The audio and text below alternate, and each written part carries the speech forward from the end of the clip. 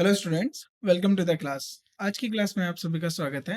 आज हम इंटरजेक्शन, अगला हमारा पार्ट्स ऑफ स्पीच, हमारा last parts of speech interjection पढ़ेंगे। इंटरजेक्शन क्या होता है और ये किस तरीके से हमारी लैंग्वेज में यूज होता है, इस पे आज हम बात करेंगे।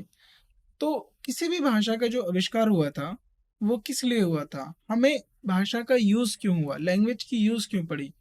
अगर हम इस बात पे अगर थोड़ा ध्यान दें, तो हम अपने आइडियाज़ को, अपनी भावनाओं को, अपने विचारों को एक दूसरे के सामने रखना चाहते थे। तो अगर भाषा नहीं होती है, तो आप विचार कैसे रख पाओगे? या तो आप साइन के थ्रू, साइन का मतलब होता है इशारों के थ्रू। और ये कब हो पाएगा? इशारे कब कर पाएंगे? जब विजिबिलिटी हो, दिन हो, उजाला हो, तभी तो आप साइन के थ्रू बता सकते हैं, इशारों के थ्रू बता सकते हैं कि आपको किसकी जरूरत है। अगर साइन के बाद आता है फिर साउंड, साउंड के थ्रू, साउंड के थ्रू मतलब आप आवाजें निकालेंगे। तो अभी बहुत सारी ऐसी आपने ट्राइब्स जो होती है, हमारी जनजातियां होती हैं, अगर आप नेशनल ज्योग्राफी या फिर दूसरे डिस्कवरी जैसे चैनल्स पे देखते हैं, तो वहां पर अभी भी लैंग्वेज नहीं है, भाषा नहीं है। तो भाषा का जो उपयोग हुआ था, वो भावनाओं को रखने के लिए हुआ था, अपने विचारों को रखने के लिए हुआ था। और अभी तक हमने जो भी पढ़ा वो ग्रामर में, और जो अभी हमने नाउन, प्रोनाउन, एडजेक्टिव, एडवर्ब, ये सब कंजक्शंस पढ़े, ये हमने ग्रामर के पॉइंट ऑफ व्यू से देखे। जब हम अपने इस सेंटेंस को, वाक्य को बनाते हैं, तो हमें अपने वर्ड्स का जो चयन होता है वो किस तरीके से कहाँ पर रखना चाहिए। लेकिन जब हम अपने इमोशन यानी भावनाओं की बात करते हैं, तो उसके लिए ग्रामर के रूल्स इतने नहीं काम आते। हमारे कुछ ऐसे शब्द होते हैं जो हम खुशी के समय बोलते हैं, कुछ ऐसे शब्द होते हैं या कुछ ऐसी भावनाएं होती हैं जो हम दुख के समय निकालते हैं। तो हमारे मूड के हिसाब से, हमारे सिचुएशन के हिसाब से, जैसा हम महसूस कर रहे हैं, वैसी हम भाषा का उपयोग करते हैं। तो इंटरजेक्शन यही होता है। इंटरजेक्शन होता क्या है? इंटरजेक्शन ऐसे शब्द होते हैं जो हमारे इमोशन, हमारी भावनाओं को, हमारे रिएक्शन, जो भी जिस बात पे आप जो रिएक्ट करते हैं उसको सामने रखते हैं। अब इंटरजेक्शन हमने समझ लिया। अब इंटरजेक्शन यूज कैसे होते हैं? देखिए, इंटरजेक्शन या तो एक सिंगल वर्ड की तरह होगा, एक शब्द की तरह होगा, या फिर ये एक वर्ड से ज्यादा होगा, वन वर्ड, टू वर्ड या थ्री वर्ड, इस तरीके से होगा। लेकिन ये जब वर्ड्स आपस में मिलेंगे, ये किसी वाक्य को नहीं बना रहे होंगे, ये एक भावना को प्रकट कर रहे होंगे। अब एग्जाम्पल, व्हाट अ ब्यूटीफुल, अब ये आपने सुना होगा। तो अब ये पूछ नहीं रहा है या बता नहीं रहा है, ये उस अपनी भावना को प्रकट कर रहा है कि कोई बहुत ज्यादा अति सुंदर है, तो इसको लेकर बात हो रही है ना। तो किसी फूल को लेकर बात हो रही है, वो किसी ने, उसने कुछ देखा है, किसी गार्डन गया है, उस गार्डन को देखा, बगीचे को देखा, बोला व्हाट अ ब्यूटीफुल गार्डन। तो यानी वो बात कर रहा है कितना अति सुंदर ये बगीचा है। तो इस तरीके के जब हम वाक्य यूज कर रहे हैं, तो वो हमारे वाक्य नहीं होते, वो हमारी भावनाएं होती हैं, हम अपने भावनाओं को व्यक्त कर रहे हैं। अब इंटरजेक्शन क्या करेंगे? इंटरजेक्शन आर वर्ड्स और short phrases that convey strong emotions, reactions और एक्सक्लेमेशंस। तो हमारे इंटरजेक्शन क्या है? जो हमारे रिएक्शंस की बात करें, जो हमारे इमोशंस की बात करें। Interjection serve to add emphasis, convey feeling और provide an immediate response to a situation. यानी इंटरजेक्शन क्या करता है? ये हमारी फीलिंग्स को कन्वे करता है और किसी बात पे जोर डालता है। इम्फेसिस मतलब किसी बात पे जोर डालता है, उस पे हम अपना रिएक्शन देके हम बताते हैं कि ये बात कि हमारे लिए क्या है, या फिर किसी सिचुएशन का तुरंत रिस्पॉन्स हम देते हैं इंटरजेक्शन के थ्रू। अब इंटरजेक्शन में क्या होता है? जैसे हम अगले दूसरे पार्ट्स ऑफ स्पीच पढ़े थे, कौन से हमने पार्ट्स ऑफ स्पीच पढ़े हैं? नाउन पढ़ा है हमने, प्रोनाउन पढ़ा है, और हमने एडजेक्टिव पढ़े हैं, वर्ब पढ़ी है, एडवर्ब पढ़े हैं, हमने कंजंक्शन पढ़ा है, और हम प्रीपोजिशन को अलग से डील करेंगे। ये मैंने आपको पहले भी बताया, प्रीपोजिशन बहुत बड़ा पार्ट्स ऑफ स्पीच होता है और एग्जाम में उसका बहुत ज़्यादा यूज होता है, इसीलिए हम प्रीपोजिशन को अलग से करेंगे। और अभी हम कब पढ़ रहे हैं? प्रीपोजिशन भी लिख लेते हैं, प्रीपोजिशन। और अभी हम पढ़ रहे हैं इंटरजेक्शन। तो ये जो भी आपने पार्ट्स ऑफ स्पीच, ये जो 6 पार्ट्स ऑफ स्पीच हमने अपने पढ़े, इसमें हम ग्रामर को बड़ा ध्यान रखते हैं। इसकी व्याकरण का बहुत जरूरी है कि कहाँ पर ये वाक्य में, कहाँ पर शब्द किस जगह पे आएगा, ये हमें जरूर ध्यान देना होता है। लेकिन इंटरजेक्शन में थोड़ा अलग है।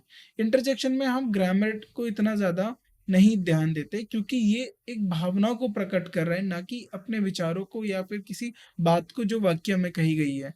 तो unlike other parts of speech, interjections are not grammatically connected to the rest of the sentence and can stand alone.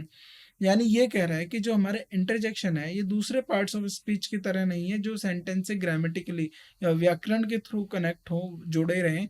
ये अपने आप अकेले भी रह सकते हैं किसी भी सेंटेंस के अंदर। अब एग्जांपल के तौर पे देखते हैं। अब कॉमन इंटरजेक्शन क्या होते हैं, जैसे वाव।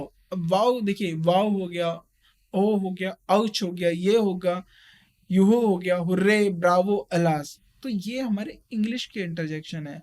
हम जब इंग्लिश में बात करते हैं, इंग्लिश को हम एज अ मीडियम मानते हैं, तो हमारे ये जो शब्द होते हैं ये हम इंग्लिश में अपनी भावना को प्रकट कर रहे हैं। हिंदी में भी इंटरजेक्शंस होते हैं। हिंदी में भी जब आप अपनी भावनाओं को रखते हो तो उसके लिए आप अलग शब्दों का चयन करते हो। जैसे आप कुछ अच्छा परफॉर्मेंस किया तो आप कहोगे बहुत बढ़िया। तो जो बहुत बढ़िया है का मतलब क्या होता है कि अच्छा परफॉर्मेंस कर रहे हो, तो बढ़िया। अब आप ये वर्ड यूज कर रहे हो जब आप बहुत बढ़िया कह रहे हो, जब आपने एक ही बात में ये पूरी बात को समाप्त कर दिया। तो अब इससे क्या हुआ, इससे ये हुआ कि हमारे जो इंटरजेक्शंस हैं ये हर लैंग्वेज के अलग होते हैं। अब जब हर लैंग्वेज का इंटरजेक्शन अलग होता है, तो अब हम इंग्लिश लैंग्वेज पढ़ रहे हैं, इंग्लिश भाषा को हम सीख रहे हैं, तो हमें इंग्लिश के इंटरजेक्शंस पता होने चाहिए। तो कुछ एग्जांपल्स हमने रखे हैं यहाँ पर, जैसे वाव, ओ, आउच, ये, योहो, हुर्रे, ब्रावो, अलास, और बहुत सारे होते हैं। अब हमें कुछ बातों को ध्यान देना है इंटरजेक्शन पढ़ते टाइम। जैसे कि पंक्चुएशन। पंक्चुएशन का मतलब होता है किस तरीके का मार्क यूज किया जाएगा। जैसे फुल स्टॉप हम किसी वाक्य के अंदर रखते हैं, है ना, फुल स्टॉप लगा दिया आपने, डॉट लगा देते हैं हम, फुल स्टॉप डॉट हो गया। और हम क्वेश्चन मार्क रखते हैं, और हम जैसे इन्वर्टेड कॉमास रखते हैं। तो पंक्चुएशन हमें बताता है कि हम किस बात को कितना जोर दें और वो किस बारे में बताया जा रहा है। तो इंटरजेक्शन के लिए जो हम पंक्चुएशन करते हैं, हम एक्सक्लेमेशन मार्क का यूज करते हैं। एक्सक्लेमेशन मार्क क्या होता है, ये जो हमारा मार्क होता है ये हमारा एक्सक्लेमेशन मार्क होता है। तो जहां भी एक्सक्लेमेशन मार्क दिखेगा वो हमारा इंटरजेक्शन होगा। Interjections are often punctuated with exclamation mark to emphasise their emotive nature. यानी एक्सक्लेमेशन मार्क्स के साथ हम जब इंटरजेक्शन को यूज करते हैं तो वो हमारे इमोशंस को बताते हैं, दर्शाते हैं। Example, wow, that was incredible. अब की क्या बात कर रहा है, मान लीजिए अब कोई ताजमहल देखने गया, उसने बोला ये तो अद्भुत है। अब उसकी बनावट को देख के, उसकी सुंदरता को देख के, वाओ दैट वाज इनक्रेडिबल। तो ये जो वाओ बोला है, क्या ये कोई ग्रामर या कोई सेंस दे रहा है, ये उसकी एक भावना को प्रकट कर रहा है। क्या कि उसे ये देख के, वो ये देख के आनंदित हुआ, वो ये देख के चकित रह गया कि कितना अद्भुत है ये। तो दैट वाज इनक्रेडिबल भी, ये देखिए दैट वाज इनक्रेडिबल, ये एक से ज्यादा हमारे शब्द हैं। और दैट वाज इनक्रेडिबल, अब ये पूरा का पूरा क्या आपको इंडिकेट कर रहा है, अगर हमने इसके आगे पंक्चुएशन जो है एक्सक्लेमेशन मार्क लगाया हुआ है, इसका मतलब ये स्पीकर की भावना को बता रहा है कि वो उसको देख के चकित है, वो उसको इतना आनंदित हुआ है, वो उसको इतना विस्मय किया है कि वो ये बोल रहा है कि ये बहुत अद्भुत है। तो इस बात पे हमें ध्यान देना है। दूसरा कॉन्सेप्ट ये होता है कैपिटलाइजेशन का। कैपिटलाइजेशन का मतलब देखिए, जब भी आप सेंटेंस लिखते हैं, सेंटेंस का जो पहला वर्ड है, फर्स्ट वर्ड जो होता है, और उसका जो फर्स्ट लेटर होता है, तो आप क्या करते हैं, वो कैपिटल लिखते हैं। ये सबसे पहले बेसिक शुरुआत होती है, हम किसी भी सेंटेंस को इसी तरीके से लिखते हैं इंग्लिश के अंदर। लेकिन जब हम इंटरजेक्शन को कैपिटलाइजेशन करते हैं, तो इसका मतलब क्या है कि हम हाईलाइट कर रहे हैं। क्या हाईलाइट करना चाह रहे हैं, अपने इमोशन की इंटेंसिटी को, या ये बता रहे कि नहीं इस बात पे ज्यादा फोकस देना है हम, और हम हमारा जो इमोशन है उसकी गंभीरता को लेकर हम इसमें बात कर रहे होते हैं। तो इसीलिए यहाँ पर हम कैपिटलाइजेशन करते हैं। For example, oh no, I forget my keys. तो वो किस बारे में बता रहा है कि वो अपनी चाबी भूल गया है, उसको इस बात का बहुत ज्यादा दुख है, या उसको ये कह सकता है कि वो खुद के ऊपर ये कह रहा है कि नहीं ये कैसे हो सकता है, मैं अपनी चाबी भूल गया। तो यानी चाबी भूल गया, अगर मान लीजिए वो अंदर है और उसने लॉक कर लिया और चाबी अंदर छोड़ के बाहर चला गया, तो ये उस बात को बता रहा है कि वो अपनी चाबी भूल गया, या वो कहीं से खाना खा के आया और वहां पर अपनी चाबी भूल गया। तो यहाँ पर भी वो हमारी भावना या स्पीकर की भावना को प्रकट कर रहा है। अब होता है इनका प्लेसमेंट, कि इंटरजेक्शन का प्लेसमेंट कहाँ पर होना चाहिए। देखिए, इंटरजेक्शन का जो प्लेसमेंट होता है, या तो हम शुरुआत में रख सकते हैं, या हम मिडिल, बीच के में, वाक्य के बीच में, या फिर वाक्य के अंत में रख सकते हैं। जिस तरीके से हमारे इमोशंस को हम कन्वे करना चाहते हैं, अपनी भावनाओं को बताना चाहते हैं, उसके हिसाब से हम इंटरजेक्शन को कि अपने वाक्य के अंदर शुरुआत में, बीच में, या अंत में रख सकते हैं। अब हमने शुरुआत में रखा, hey I can't believe you you are here. तो अब वो किसी को मिला और वो ये इस बात पे यकीन ही नहीं कर पा रहे कि वो यहाँ पर है। मान लीजिए आपने पढ़ाई करने के लिए एक दूसरे शहर गए, वहां पर आपको पता चलता है, आपको अचानक से अपना एक दोस्त दिख जाता है 7-8 साल पुराना, वो भी वहां पर है। तो आपने उससे पहले उससे मुलाकात नहीं हुई, कोई उससे बातचीत नहीं हुई, आपको वो अचानक से दिखा। तो तब आपके अंदर से जो भावना निकल के आ रही है, वही स्पीकर की भावना है, कि वो यकीन ही नहीं कर पा रहा है कि वो यहाँ पर है। एंड में कैसे यूज करते हैं, it's such a beautiful day isn't it. हाँ, अब ये क्या कर रहा है, वो बता रहा है कि ये बहुत अच्छा दिन है, सुनहरा दिन है। फिर ये इजंट इट का मतलब क्या होता है, ये हमारा क्वेश्चन टैग होता है। हम अपनी बात को जब कंफर्म करना चाह रहे होते हैं, मान लीजिए आप अपने दोस्त के साथ चल रहे हैं और दिन बहुत सुहाना है, तो आपने बोला अरे कितना सुहाना दिन है ना। जो ये हिंदी में हम बोलते हैं है ना, तो वही हमारे इंग्लिश में हो जाता है क्वेश्चन टैग, इजंट इट, है क्या नहीं है ये। तो अब इसके, हाँ, अब ये जो लास्ट में जो ये वर्ड आया है ना, हाँ, ये हमारा इमोशन है, ये हमारा इमोशन है। तो इस तरीके के प्लेसमेंट भी हमारे इंटरजेक्शन के होते हैं। हम कॉमास के साथ भी इंटरजेक्शन को यूज करते हैं। कॉमास के साथ हम इसलिए यूज करते हैं क्योंकि हम दूसरे सेंटेंस को थोड़ा अलग कर देते हैं और इंटरजेक्शन को अलग कर देते हैं। कॉमा जब भी हम यूज करते हैं तो इसका मतलब होता है कि हमें थोड़ा सा पॉज लेना है, हमें पॉज लेना है, फुल स्टॉप पे थोड़ा ज्यादा पॉज लेना है। क्योंकि जब आप राइटिंग में देखोगे तो राइटिंग में आपको दिखेगा, जो आप लिखित तौर पे देख रहे हो उसमें दिखेगा कि कहाँ पर कॉमा है, कहाँ पर फुल स्टॉप है। लेकिन जब आप बोलेंगे, इंग्लिश को कम्युनिकेशन के तौर पे देखेंगे, तो उधर आपको क्या करना है, उधर आपको देखना है कैसे, कि आप किस, कहाँ पर कॉमा आएगा, कहाँ पर फुल स्टॉप आएगा। तो आप जहाँ पर थोड़ी देर रुकेंगे, बहुत छोटा पॉज लेंगे, जहाँ थोड़ी देर का ठहराव देंगे, वहां पर वो कॉमा यूज होगा। और जहाँ पर ज्यादा देर का ठहराव होगा, जहाँ ज्यादा देर का पॉज होगा, वहां पर फुल स्टॉप होगा। तो जब हम कॉमा के साथ इंटरजेक्शन को यूज करते हैं, तो इसका मतलब है हम अपने सेंटेंस के साथ सेपरेट कर रहे हैं उसे और अपनी भावनाओं को बता रहे हैं। When an interjection is used within a sentence, it's often set off by commas for clarity. तो हम ये clarity के लिए रखते हैं कि ये हमारा interjection है। Actually जो word होता है ये हमारा एक interjection होता है। मुझे लगता है आपने गलती की है, या I think you are mistaken, है ना। तो आप गलती कर चुके हो, मुझे लगता है आप गलती कर चुके हो, मैं सोच रहा हूँ आप गलती कर चुके हो। तो जब आप ऐसा होता actually I think you are mistaken, तो इसका मतलब क्या है, जो ये एक्चुअली वर्ड है ना, ये हमारा इंटरजेक्शन है। और you I think you are mistaken, ये अपनी बात को रख रहा है। अब इंग्लिश में, इंग्लिश के साथ दिक्कत ये होती है कि जब भी इंग्लिश को आप उसका ट्रांसलेशन करके पढ़ते हैं, तो वो बहुत बड़ी मिस्टेक होती है। कभी भी इंग्लिश को ट्रांसलेशन करके नहीं पढ़ना है। जो बात हमें सेंटेंस में दी गई है उसको आप समझिए, वो क्या कहना चाहता है, और उसी को उसी में समझिए। आपका जो कन्वर्जन है, जो ट्रांसलेशन है, वो अंदर होना चाहिए। आपको मूल बात समझनी चाहिए, वर्ड बाय वर्ड पे नहीं जाना है। सबसे पहले आपको क्या समझना है, मूल बात क्या कही गई है किसी भी सेंटेंस के अंदर। जब आप उस पर ध्यान देंगे, तब आपकी अंडरस्टैंडिंग, समझ बढ़ेगी किसी भी भाषा को सीखने के लिए। अगर आप हर एक वर्ड के साथ जाएंगे तो थोड़ा आपके लिए मुश्किल होगी। इंटरजेक्शन क्लस्टर्स, क्लस्टर्स का मतलब होता है गुच्छा। एक से साथ, जब एक से ज्यादा चीजें एक साथ आती हैं तो वो हमारा क्लस्टर बोला जाता है। अब क्लस्टर क्यों बोला जाता है, देखिए, अब यहाँ पर इंटरजेक्शन क्लस्टर है, वर्ड क्लस्टर होता है। अब स्टारों के जो क्लाउड्स के क्लस्टर होते हैं, स्टार के क्लस्टर होते हैं।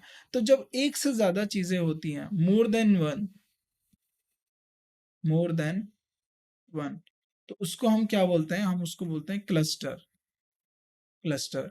अब इंटरजेक्शन क्लस्टर का मतलब क्या है कि एक से ज़्यादा इंटरजेक्शन होंगे। जब एक से ज़्यादा इंटरजेक्शन होंगे तो ये किस लिए यूज़ किया गया है? ये यूज़ किया गया है कि इमोशन को और ज़्यादा स्ट्रेस देने के लिए, यानी और ज़्यादा उस पे दबाव देने के लिए आप अपनी बात को और गंभीरता से रख रहे हो, या तो आप इतने ज़्यादा खुश हो या बहुत ज़्यादा परेशान हो। तो इस तरीके की जब भावनाओं को आप ज़्यादा फोर्सफुली दिखाना चाहते हो, आप गंभीरता से दिखाना चाहते हो, तो हम वहाँ पर एक साथ कई सारे इंटरजेक्शंस यूज़ करते हैं। जैसे oh my goodness, gracious, I can't believe it. अब ग्रेशियस भी हो सकता है। अब इसके साथ इसने क्या लगा, ओ my goodness,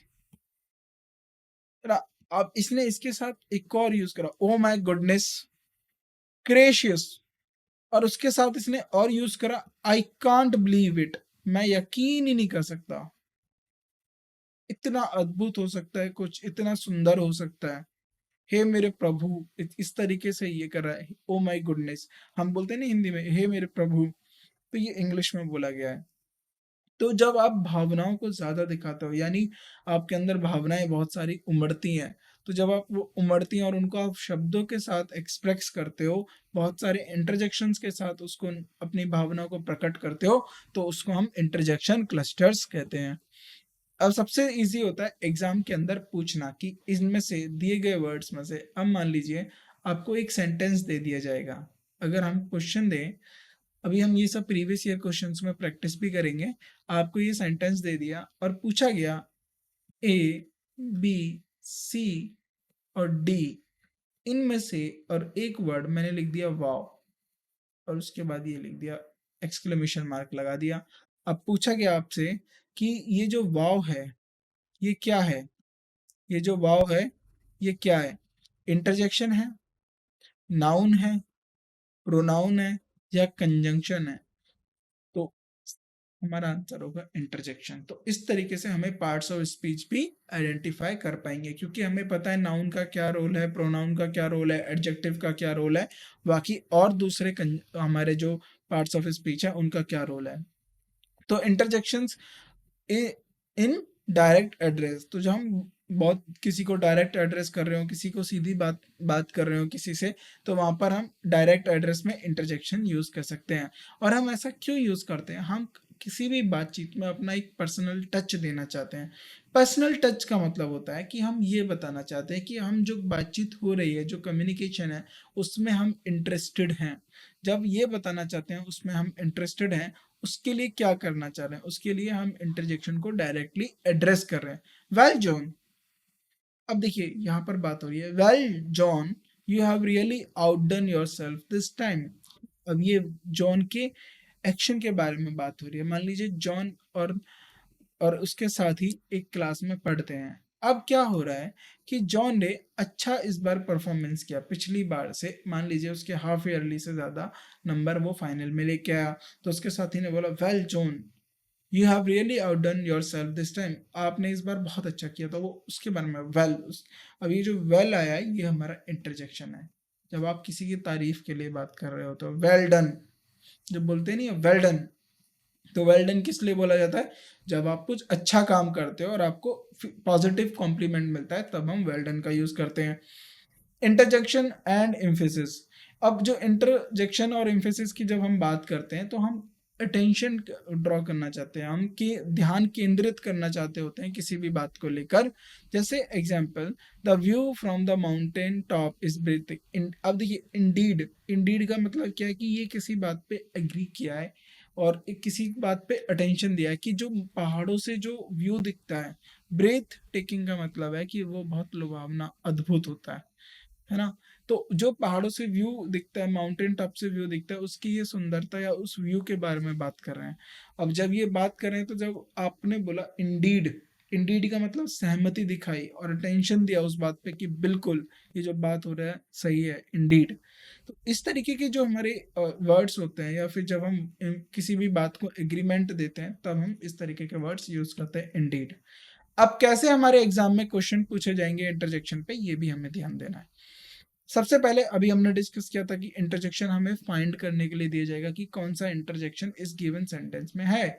wow that was an amazing performance, तो जो ये वाओ आया है यहाँ पर, ये हमारा इंटरजेक्शन है। और किसकी बात हो रही है? कोई किसी भी डांस परफॉर्मेंस, सॉन्ग परफॉर्मेंस, जो भी परफॉर्म किया गया है उसके बारे में बता रहे हैं कि बहुत अद्भुत परफॉर्मेंस थी, that was an amazing performance. तो इसमें क्या होगा, हमें इंटरजेक्शन फाइंड करना होगा। इसका सबसे अच्छा तरीका होता है, हमें एक्सक्लेमेशन मार्क को देखना होगा। अगर हमारा एक्सक्लेमेशन मार्क दिया हुआ है तो वो हमारा इंटरजेक्शन होगा, राइट। अगला, complete the interjection. Oops I dropped my pain on the floor. अब मान लीजिए अब यहाँ पर वाव आता या हुर्रे आता, तो इस तरीके से हमारे वर्ड होते हैं। और इंडीड आता, तो अब पूछा जाता है इसमें से क्या आएगा। तो जब आप बता रहे हो I dropped my pain on the floor, तो आप किसी खुशी में नहीं ड्रॉप कर रहे हो पेन, वो गलती से गिरा है। तो जब आप गलती से या कुछ इस तरीके की जब भावनाएं निकलती हैं तो आप उप्स यूज करते हो इंग्लिश में। जैसे हिंदी में अरे होता है, अरे हम अलग अलग जगह पे यूज करते हैं, इस तरीके से इंग्लिश के भी कुछ अपनी भावना को प्रकट करने के लिए शब्द होते हैं।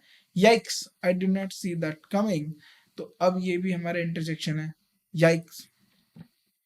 अब हमारे कुछ इंटरजेक्शंस हैं जो हमारे इमोशंस को कन्वे करते हैं। जैसे जॉय, खुशी के लिए हम हुर्रे यूज करते हैं, हुर्रे। जब आप खुश होते हो तो आप हुर्रे यूज करते हो।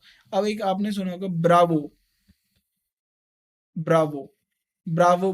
ब्रावो का मतलब जब आप प्रोत्साहन करते हैं, जब आप किसी की तारीफ के लिए करते हैं तब आप ब्रावो का यूज करते हैं। रिग्रेट के लिए अलास, यानी किसी बात पे दुख है या किसी सैडनेस फीलिंग है तो हम अलास का यूज करते हैं। डिस्गस्ट के लिए ईयू, आपने ये वर्ड सुना होगा जब आप कुछ मूवी देखते हैं या कुछ और स्टोरीज को पढ़ते हैं, तो वहां पर जब आप ऐसी बात का जिक्र हो रहा होता है जिसके ऊपर स्पीकर कुछ नापसंदी दिखाता है अपना, तो वो बोलता है ईयू। एक्साइटमेंट का मतलब, एक्साइटमेंट के लिए जब आप एक्साइटमेंट होते हैं, किसी चीज के लिए उत्साहित होते हैं, तो उसके लिए करेक्ट हमारा इंटरजेक्शन होता है ये। तो इंटरजेक्शन बहुत छोटा टॉपिक है हमारे और बाकी के पार्ट्स ऑफ स्पीच में देखा जाए, और ये सिर्फ हमारी भावनाओं को व्यक्त करने के लिए होता है। तो जब भी एग्जाम में इंटरजेक्शन से जुड़े क्वेश्चंस आए तो सबसे पहले आपको एक्सक्लेमेशन मार्क को देखना है, और आपको ये देखना है क्या ये किसी की भावनाओं को प्रकट कर रहा है या नहीं कर रहा है। अगर ये भावनाओं को प्रकट कर रहा है तो इसका मतलब ये इंटरजेक्शन है।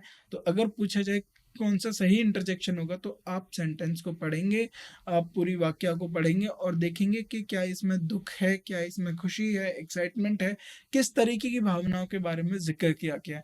उसके आप जो आपको नीचे दिए गए ऑप्शंस होते हैं, जो चॉइसेस होती हैं, उनमें से आप जो भी सबसे ठीक होगा उसको टिक करेंगे।